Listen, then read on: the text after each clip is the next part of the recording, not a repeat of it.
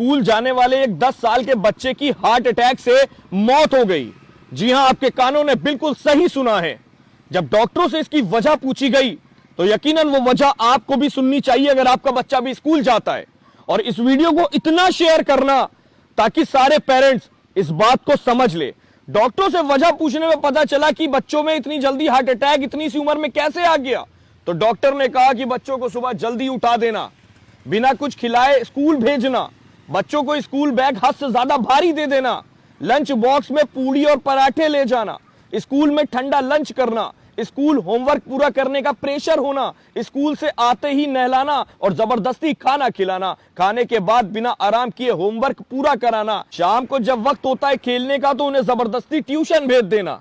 इतना प्रेशर भी बच्चे में मत डालिए कि आप बच्चे से ही हाथ धो बैठे। क्या करेंगे इस फालतू डिग्री का? अब डिग्री की कोई अहमियत नहीं रह गई है। देखिए ना इसको, ये चाय वाला, मशहूर चाय वाला, कितनी डिग्रियां हैं इसके पास, सही से बोलना भी नहीं आता है, लेकिन इसकी किस्मत तो देखिए।